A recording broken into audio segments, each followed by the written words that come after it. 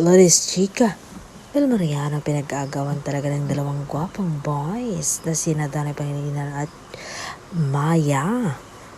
Muntik na raw silang magsuntukan, natakot si Miss Van. Nervous ako sa inyong dalawa ni Donnie Pangilinan dahil sinabi kong ang your character, behave as your characters. Akala ko sisirain yung dalawa yung mga silya doon.